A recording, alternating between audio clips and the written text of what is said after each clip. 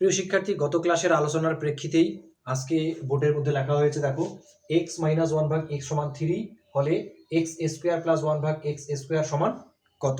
এবং পরে আরেকটি অঙ্ক লেখা হয়েছে x প্লাস 1 ভাগ x সমান 4 হলে x স্কয়ার প্লাস 1 ভাগ x স্কয়ার সমান কত। আমরা গত ক্লাসে আলোচনা করেছিলাম বেসিক নিয়ে, যে মান নির্ণয়ের অঙ্কগুলো আমরা কখন কোন অনুসিদ্ধান্ত দিয়ে করব। এটি করার জন্য আমরা বলেছিলাম কি, যে আমাদেরকে আগে মান দেখতে হবে, আমাদের মানটা কোন আকারে দেওয়া আছে, মাইনাস দেওয়া আছে নাকি প্লাস দেওয়া আছে। আমরা জানি যে এখানে x স্কয়ার প্লাস 1 ভাগ x স্কয়ার এবং x স্কয়ার প্লাস 1 ভাগ x স্কয়ার দুটোই কিন্তু একই জিনিস। তাহলে আমরা এখানকার মধ্যে কোন অনুসিদ্ধান্তটা বসাবো, মাইনাস বসাবো নাকি প্লাস বসাবো।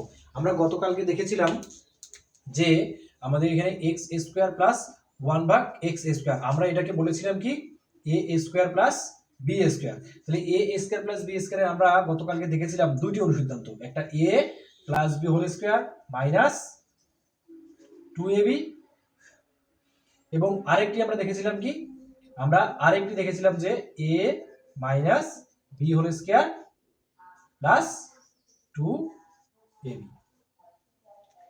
এখন এই যে এখানে একটা হচ্ছে কি প্লাস, একটা হচ্ছে মাইনাস, এই দুইটার মধ্যে আমরা এই 1 নম্বর অঙ্কে কোনটা বসাবো আর 2 নম্বর অঙ্কে কোনটা বসাবো। তাহলে আমরা কালকে বলেছিলাম যে আমরা দেখবো মান, আমাদের মানটা কিসে দেওয়া আছে, মাইনাসে দেওয়া থাকলে আমরা যাব মাইনাসেরটাতে।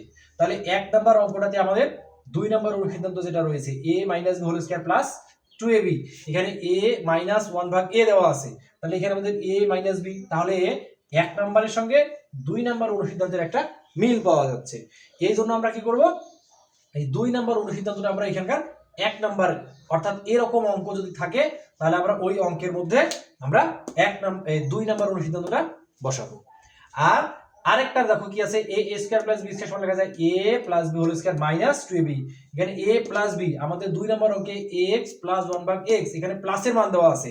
যদি এরকম প্লাসের মান দেওয়া থাকে, যদি এরকম প্লাসের মান দেওয়া থাকে, তাহলে আমরা x স্কয়ার প্লাস 1 ভাগ x স্কয়ারের ক্ষেত্রে 1 নাম্বার যে অনুসিদ্ধান্ত রয়েছে এই 1 নাম্বার অনুসিদ্ধান্তটি আমরা বসাবো। কেন 1 নাম্বার অনুসিদ্ধান্তটি বসাবো, 1 নাম্বারটি বসালে এখানে a প্লাস 1 ভাগ x অর্থাৎ a প্লাস b আছে, এখানে আমাদের a প্লাস b আছে, তাহলে আমরা 4 এই জায়গায় সুন্দর করে বসাতে পারবো। তাহলে দেখো আমরা 1 নাম্বার অঙ্কের জন্য 2 নাম্বার অনুসিদ্ধান্ত অর্থাৎ a minus b whole square plus 2ab এটি বসাবো, আর 2 নাম্বার অঙ্কের জন্য a plus b whole square minus 2ab এটি বসাবো।